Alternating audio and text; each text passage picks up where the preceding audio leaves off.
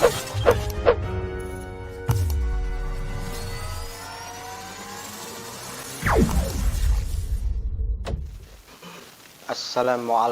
warahmatullahi wabarakatuh. Waalaikumsalam warahmatullahi wabarakatuh. A'udzu billahi minasyaitonir rajim. Bismillahirrahmanirrahim. Kita akan angkat pada kesempatan ini ayat 115 ya dari surat Toha.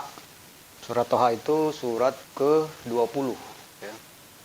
Itu bicara nanti tentang, bisa dikatakan, penyebab ya.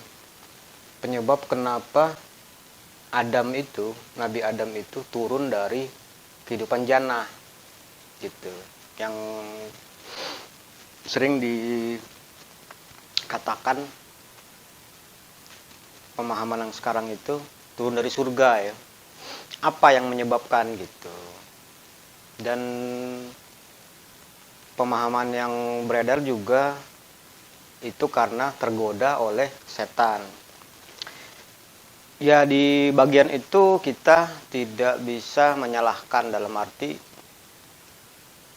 karena itu tentunya juga merupakan bagian dari proses. Tapi penyebab utamanya itu ini kita lihat surat Toha ayat ke-115. A'udzu billahi minasyaitonir rajim. Walaqad ahidna ila adama min qablu. Yaitu sungguh atau sesungguhnya ahidna. Ahidna ini dari ahida ya'hadu. Ahdan ila artinya mengamanatkan atau mewasiatkan gitu. Yaitu sesungguhnya kami itu ke Allah ya. Kami itu ke Allah telah mewasiatkan atau mengamanatkan atau mengamanahkan ya, kepada Adam min qablu. Min qablu itu sebelumnya. Dilihat dari bentuk kata ya, kata benda atau isim jamid kayak Adam itu. Dia mabni ya. Mabni alal fathi, dia tetap atas patah posisinya gitu, walaupun ada yang menyebabkan kasroh gitu, dia posisinya kasroh gitu, walaupun barisnya fathah posisi kasroh.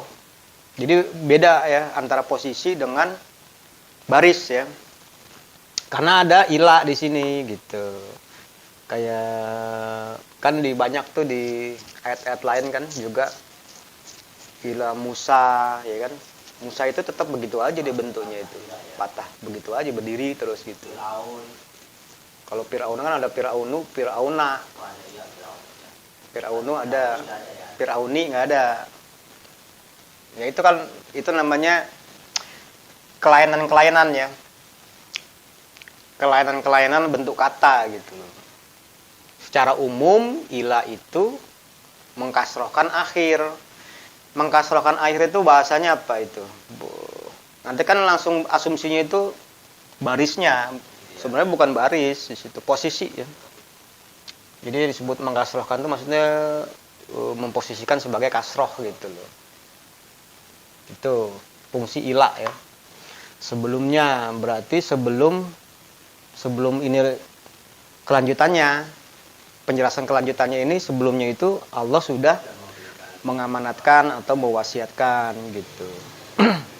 Selanjutnya fa nasiya ya kan, maka dia lupa apa wasiatnya, apa amanahnya kan, Ada lupa amanah dari Allah itu ya. lupa gitu.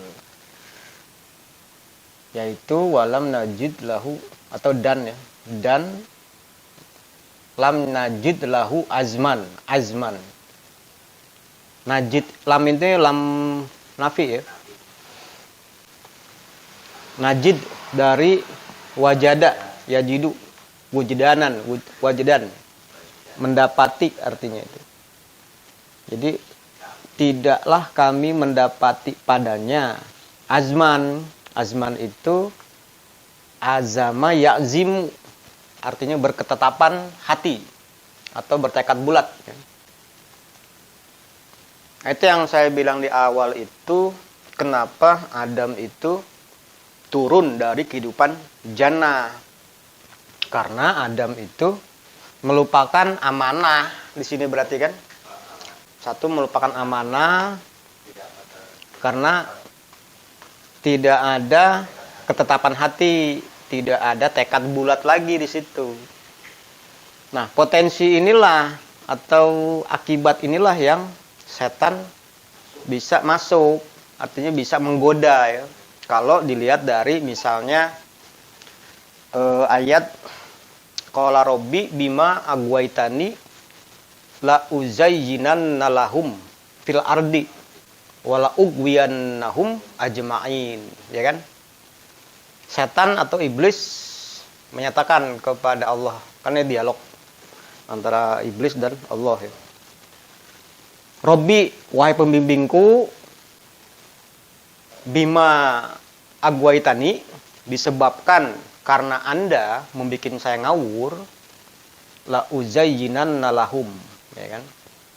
Maka sungguh benar-benar pasti akan aku menghiasi gitu ya. Aku hiasi laku perbuatan mereka di muka bumi ini gitu. Dan aku bikin ngawur semuanya gitu. Tuh. Ila ibadaka min humul muhlasin. Jadi setan membuat pernyataan kepada Allah bahwa karena Allah sudah membuat ngawur, maka semua nanti akan saya bikin ngawur. Saya akan hiasi semua laku perbuatannya. Kecuali abdi-abdi kehidupan menurut ajaran Anda dari mereka yang mukhlasin, yang dimurnikan. Dari akhlaso yukhlisu ikhlason ya. Dari kholaso ya. Kholuso ya. Kholuso yakhlusu. Murni pindah pola akhlaso yukhlisu ikhlason, memurnikan. Jadi yang dikatakan memurnikan itu lihat di wama umiru illa liya'budullaha mukhlishina lahuddin. Jadi ada mukhlisin, ada mukhlasin. Ya kan? Ada yang memurnikan, ada yang dimurnikan gitu. Kalau di ayat tadi wama umiru illa liya'budullaha mukhlishina lahuddin itu berarti orang-orang mukmin yang memurnikan tatanan hidupnya sendiri gitu. Menurut ajaran Allah. Kalau komentar iblis tadi, karena orang-orang mukmin sudah membersihkan atau memurnikan tatanan hidup menurut ajaran Allah, komentarlah itu yang mukhlasin berarti gitu. Yang sudah dimurnikan, yang murni gitu. Yang sudah kalau ibarat mandi itu kita komentar, kamu sudah bersih ya, sudah dibersihkan gitu. Karena dia sudah membersihkan diri gitu. Jadi bukannya sekonyong-konyong atau Allah turun dari langit ngebersihin atau memurnikan orang-orang mukmin, bukan gitu. Tapi diri dia sendirilah dengan ajaran Allah memurnikan tatanan hidup gitu.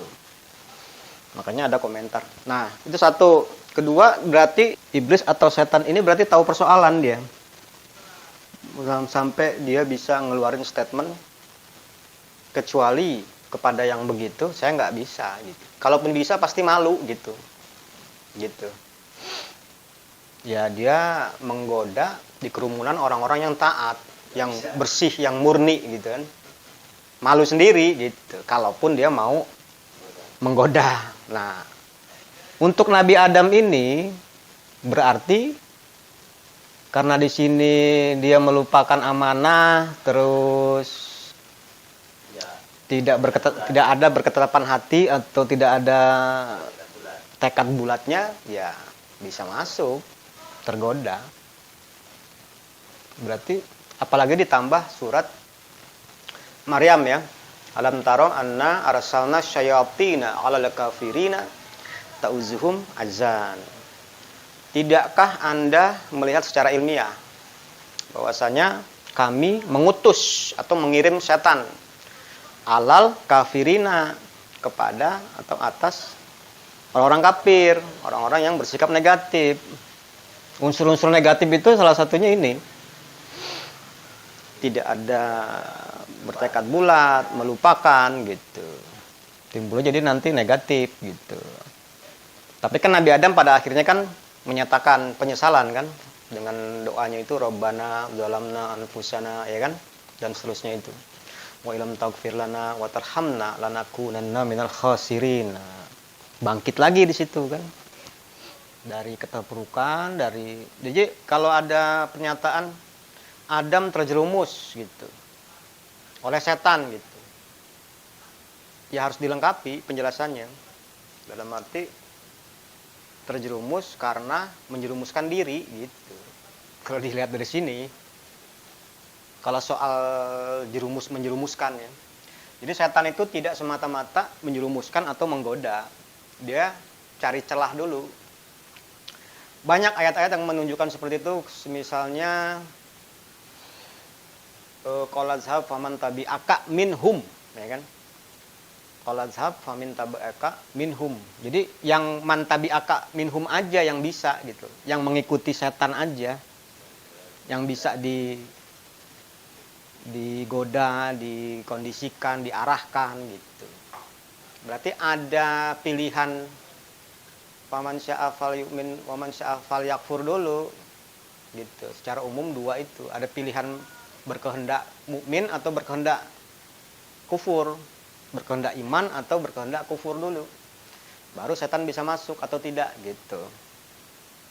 Ya simpelnya begitu ya.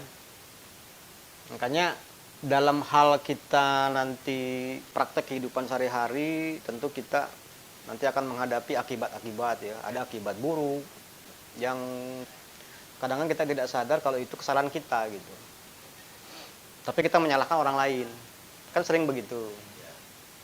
Nanti dibantah lagi. Ada ayat kan yang inna syaitona lakum aduun fattakhidhuhu aduan. Sesungguhnya setan itu adalah musuh bagi kalian gitu. Maka perlakukanlah atau jadikan dia sebagai musuh. Jadi kita punya alasan membuat setan itu menjadi musuh karena dia adalah musuh gitu. Dari mana dia memusuhi kita? Dari ayat tadi gitu. Jadi semua itu ada keterkaitan ya. Saling berkait ayat itu. Hanya kita harus jeli sebab akibatnya itu, kausalitanya. Jangan semata-mata nyalahin setan gitu maksud saya.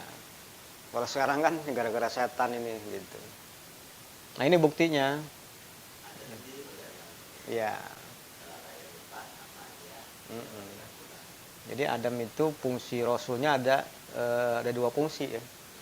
Sunnah Rasul yang khair, ada sunnah Rasul yang syar gitu. Kenapa dia dua-duanya? Kalau Rasul lain kan enggak. Itu cuma satu, uswatun hasanah gitu. Kalau Adam dua dia. Iya, karena kan dia Abul Bashar. Pelaku pertama peradaban ini Adam. Untuk bisa pelaksanaan peradaban itu harus ada contoh sebelumnya. Di awal itu siapa? Ya nggak ada lagi kecuali Adam itulah. Termasuk anak-anaknya kan, Habil, Qabil, saling bunuh segala macam itu. Itu contoh-contoh yang buruk semua di awal ya. Itu cikal bakal yang diikuti. Cikal bakal diikuti oleh generasi seterusnya sampai akhir zaman nanti gitu. Pada prinsipnya kan manusia itu tidak bisa berbuat apa-apa kalau nggak ada contoh. Tidak bisa berbuat apa-apa, tidak bisa berpikir kalau nggak ada ilmu gitu. Ilmu dan contoh. Ilmunya itu ya ajaran Allah yang diturunkan kepada para rasul dari mulai Nabi Adam sampai Nabi Muhammad. Nah perbuatannya contohnya ya sunnah Rasul dari Adam juga. Itu konsepnya tuh begitu.